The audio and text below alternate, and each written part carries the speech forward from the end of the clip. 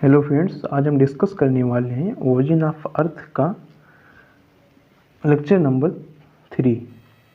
इसमें हम देखेंगे कि लाप्लास अपनी थ्योरी ओरिजिन ऑफ अर्थ के बारे में क्या एक्सप्लेन करते हैं। इनकी theory modified version of hypothesis of can't, जो कांट ने जो हाइपोथेसिस दी थी उसी का मॉडिफाइड वर्जन लाप्लास का था। लाप्लास एक फ्रेंच मैथमेटिशियन थे। इनकी थ्योरी आई थी 1796 में। आइए देखते हैं कि इनकी थ्योरी क्या कहती है। लाप्लास सिमिलरली जिस प्रकार से इमैनुअल कांट ने कुछ हाइपोथेसिस पहले से एज्यूम किए थे, सेम उसी टाइप से ये भी लाप्लास कुछ हाइपोथेसिस एज्यूम करते हैं। पहली हाइपोथेसिस यह थी कि there was a huge rotating and hot gaseous nebula in space. उनका कहना था कि पहले से वहाँ पे एक hot gaseous rotating nebula present था पहले से वहाँ पे। उनका सेकंड पॉइंट था को कंटिन्यूसली हीट रेडिएट कर रहा था रेडिएशन के थ्रू, जिससे लगातार कोल्ड होता जा रहा था और उसकी साइज लगातार डिक्रीज होती जा रही थी, कंट्रैक्शन इसमें स्टार्ट हो गया था। आगे देखते हैं कि due to gradually cooling cause gradual contraction in size decrease its volume. देखते हैं कि यहाँ पे हम फिगर में देख सकते हैं कि किस प्रकार से इनकी साइज लगातार कूल होने के साथ साथ इनकी साइज घटती जा रही है। आगे हम देखते हैं कि वेलोसिटी कंटिन्यूसली इंक्रीज। हम जानते हैं कि velocity, angular velocity directly inversely proportional होती है रेडियस ऑफ मटेरियल। तो अगर इसकी रेडियस इनकी डिक्रीज होती है तो इसकी वेलोसिटी हाई हो जाएगी, क्योंकि इसके बीच में इनवर्सली प्रोपोर्शनल का रिलेशन होता है। आगे देखते हैं, due to rotatory motion it lose heat from outer surface it will contract. ये अपने हीट रेडिएट करने की वजह से लगातार कॉन्ट्रैक्ट हो रहे थे। ड्यू टू कॉन्ट्रैक्शन के कारण क्या होता है, वॉल्यूम डिक्रीज होता है। वॉल्यूम डिक्रीज होने के साथ क्या होता है कि एंगुलर वेलोसिटी बहुत ज़्यादा इंक्रीज हो जाती है, कि जिसके जनरली सेंट्रीफ्यूगल फोर्स ग्रेटर हो जाता है सेंट्रीपिटल फोर्स से।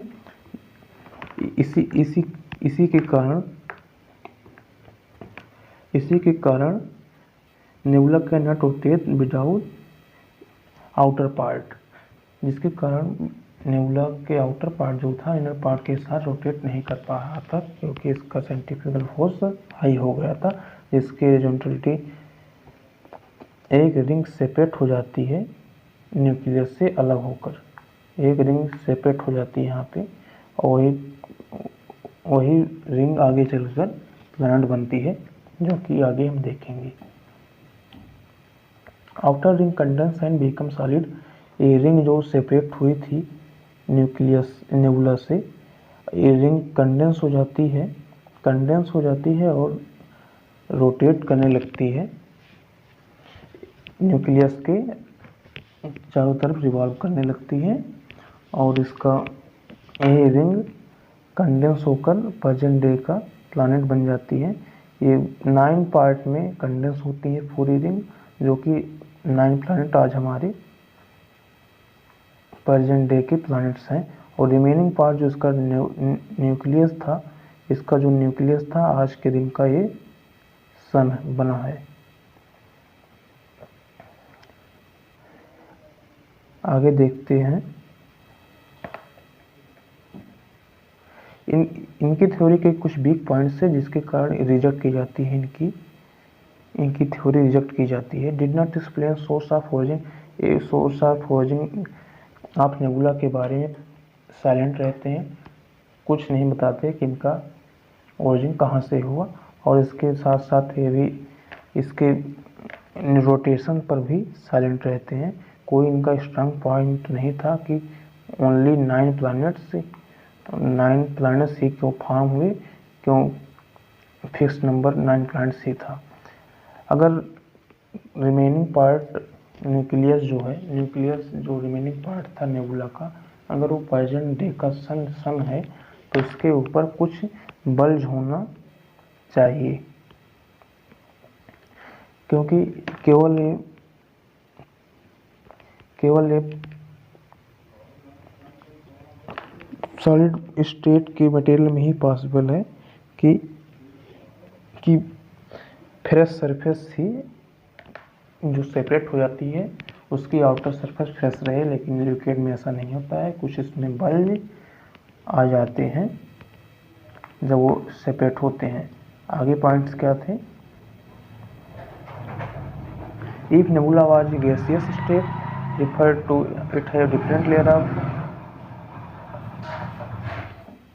it have different layer of liquid, its that cause it cannot rotate in uniform motion with other material।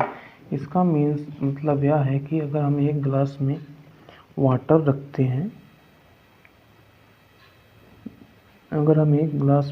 रखते हैं, और एक आइस का ब्लॉक रखते हैं, ये आइस है और ये वाटर, अगर हम इसको दोनों को रिवॉल्व करेंगे, जिसको हम रोटेट करेंगे, तो हम देखेंगे कि आइस के पार्टिकल जो हैं वो सभी एक ही साथ रिवॉल्व करेंगे सेम स्पीड से। बट ऐसा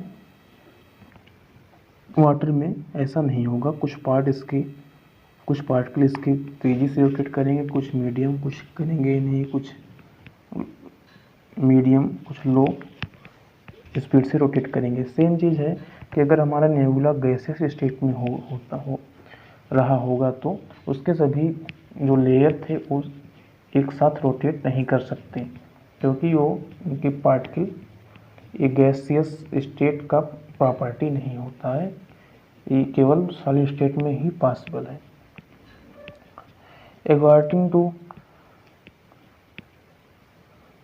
According to nebular hypothesis, all the satellites should be revolved in direction of different their father planets। इसका मतलब सिंपली मतलब इसका यह है कि इसका सिंपली मीन्स यह है कि अगर इस प्लैनेट से ही इसके सैटेलाइट्स रिवॉल्व निकले हैं, तो इन्हीं के डायरेक्शन में अगर कोई सैटेलाइट फॉर्म हुआ है अपने फादर प्लैनेट से, तो ये जिस डायरेक्शन में ये मूव करेगा उसी मूव में इससे भी करते रहना चाहिए। लेकिन हम देखते हैं कि जुपिटर और सैटर्न के सैटेलाइट्स हैं वो डिफरेंट डायरेक्शन में मूव करते हैं, मोशन करते हैं अपने फादर प्लैनेट के मोशन के डायरेक्शन में। आगे देखते हैं। Nebular hypothesis unable to explain the peculiar distribution of momentum present day angular momentum is our solar system. हम देखते हैं कि ये एक्सप्लेन नहीं कर पाते हैं कि हमारे peculiar distribution of angular momentum of our solar system. Solar system की ये इन्होंने बताते हैं कि 99% मोमेंटम जो है हमारे सन पर है केवल, और 1% मोमेंटम हमारे प्लैनेट्स पे है। पर इसका अपोजिट अगर कैलकुलेट किया जाता है तो इसके अपोजिट रिजल्ट देखने को मिलते हैं कि 99% हमारे प्लैनेट्स पे हैं और 1% हमारे सन पर है।